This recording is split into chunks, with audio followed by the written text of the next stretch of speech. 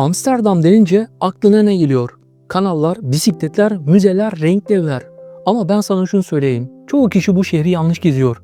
Ben de ilk gittiğimde aynı hatayı yaptım. Listemdeki her yeri görmek için koşturdum durdum. Sabah erken kalkıp müze kuyruğuna girdim. Öğlen başka bir müzeye koşturdum. Akşam yorgun argın otele döndüm. Ve sonunda ne oldu biliyor musun? Amsterdam'ı gerçekten hissedemedim. İşte bu videoda sana klasik bir şuraya git, burayı gör listesi vermeyeceğim.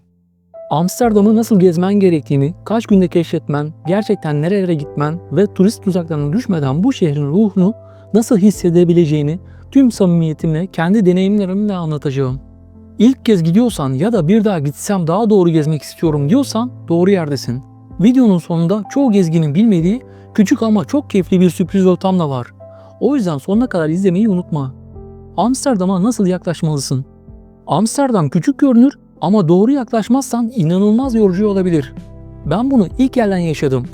İlk gün 25.000 adım atmıştım. Ayaklarım şişmişti ve şehrin tadını çıkaramadığımı fark etmiştim.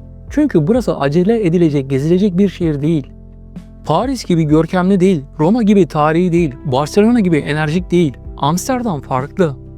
Burada olay kanalların yanından yavaş yavaş yürümek, rastgele bir kafede oturup etrafı izlemek, sokak aralarında kaybolmak, bisiklet çanlarını dinlemek. İkinci günümde o meşhur Amsterdam kanallarından birinde yürürken kendimi küçük bir köprünün üzerinde buldum. Önümde bisikletli bir anne geçiyordu. Arkasında sepette küçük kızı oturuyordu. Salonunda bir adam pencerede kedisini seviyordu. Solumda ise yaşlı bir çift bankta oturmuş kanalları seyrediyordu. İşte gerçekten Amsterdam deneyimi tam olarak böyle başlıyor. Hiçbir müze bu anı bana veremezdi. Bu arada merak ediyorum, sen bir şehri gezerken planlı mı olmayı seversin yoksa tamamen spontane mi? Ben eskiden tam bir planlama manyağıydım. Her saat hesaplıydı ama Amsterdam bana şunu öğretti. Bazen en güzel anlar planlamadığın anlardır. Yorumlara yaz bakalım. Çoğunluk hangisi? Gelelim en çok sorulan konuya. Amsterdam'da nereleri görülmeli?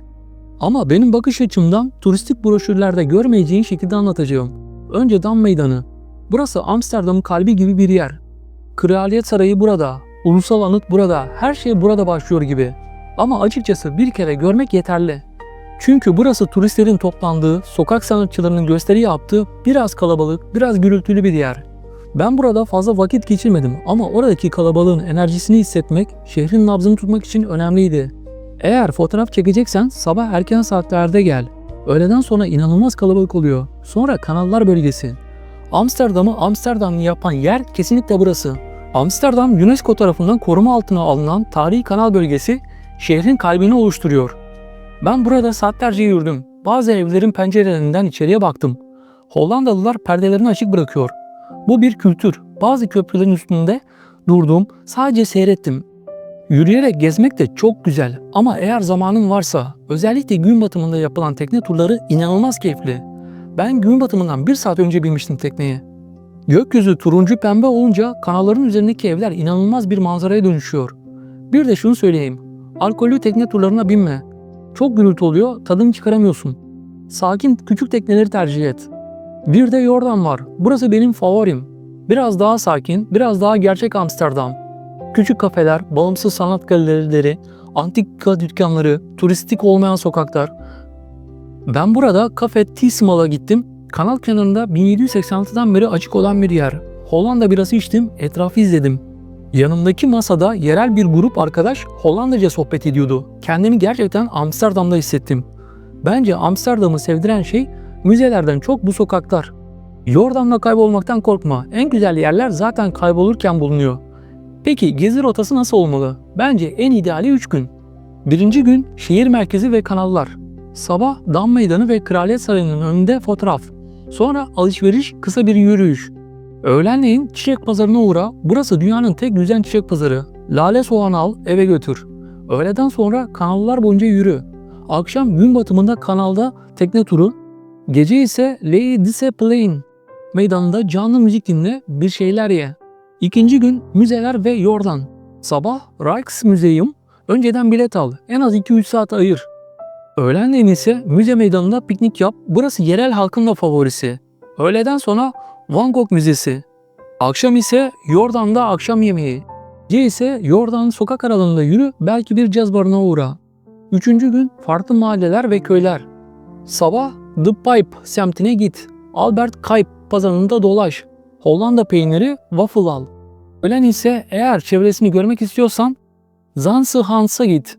Akşam ise Amsterdam Nord'a geç. Adam Kulesi'ne çık. Şehre yukarıdan bak. Üstünde salıncak var. Adrenalini seversen sen de dene. Amsterdam kaç günde gezilir dersen 2 gün biraz yüzeysel kalıyor. Hızlı hızlı geçiyorsun. 3 gün ideal. Hem görüyorsun hem hissediyorsun. 4 gün olursa gerçekten tadını çıkarıyorsun. Günlük tempoyu yavaşlatabiliyorsun. Amsterdam çok şey görme şehri değil, iyi hissetme şehri. Ben 4 gün kaldım ve hiç pişman olmadım. Son günüme kadar kafelerde oturup kitap okuyarak geçirdim. Ve bu belki de en güzel günümdü. Eğer zamanın varsa Amsterdam'ın çevresindeki köyler kısmını sakın atlama. Zanzibar, yel değirmenleri, ahşap evler, peynir atölyeleri. Burası tam bir açık hava müzesi gibi. Ben burada taze yapılmış Gouda peyniri tattım. Hayatımda yediğim en iyi peynirdi. Volendam balıkçı köyü. Deniz kenarında otur, balık ye, insanları izle. Marken küçücük ada köyü. Renkli ahşap evleri, dar sokakları, çok sakin, çok huzurlu. Yarım günde bile gidip görülebilecek yerler. Şehirden çıkmadan Hollanda'nın daha sakin ve daha yerel tarafını görüyorsun. Ben Zanzibar'a gittim ve şehrin gürültüsünden uzaklaşmak çok iyi gelmişti. Bisiklet kiralamayı dene. Amsterdam'ı bisikletle keşfetmek bambaşka bir deneyim. Ama dikkatli ol. Bisiklet yolları çok yoğun ve kuralları var. Tramvay çok kullanışlı. GVB kartı al, her yere git. Yürüyerek de çoğu yere ulaşabilirsin. Zaten küçük şehir. Dam Meydanı çevresinde restoranlardan uzak dur. Pahalı ve kalitesiz. Red Light turistik ama eğer merakın varsa bir kez yürü geç. Ama oradaki kafelere gitme. Ne zaman gitmeli? Bahar, Nisan, Mayıs. Laleler açıyor, hava güzel. Yaz, Haziran, Ağustos. Kalabalık ama festivaller çok. Sonbahar, Eylül, Ekim. Daha az turist, hava güzel. Kış, Kasım, Şubat. Yağmurlu ve soğuk ama daha ucuz, daha az kalabalık.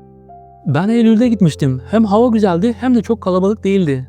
Bisiklet çanları, kanal kenarında oturan insanlar, yağmurdan sonra parlayan sokaklar, köprülerden geçen tekneler. Bazı şehirler fotoğraf içindir. Amsterdam video içindir. Ben orada her gün en az 2-3 dakikalık video çektim. Sonra eve dönünce izlerken gülümsedim. Özellikle sabah erken saatlerde kanallar bomboş oluyor. O zamanlar çek çok sinematik görünüyor. Eğer bu video sana bir Amsterdam yol arkadaşı gibi geldiyse ya da en azından ben bu şehre gitmeliyim dedirttiyse videoyu beğenmeyi unutma. Bu tarz içeriklerin daha çok kişiye ulaşmasına gerçekten çok yardımcı oluyor. Abone olmayı da unutma. Bir sonraki video Paris olabilir, belki Barcelona, belki Tokyo. Sen karar ver, yorumlara yaz. Yorumlarda şunu yazmanı istiyorum. Amsterdam'da en çok görmek istediğin yer neresi?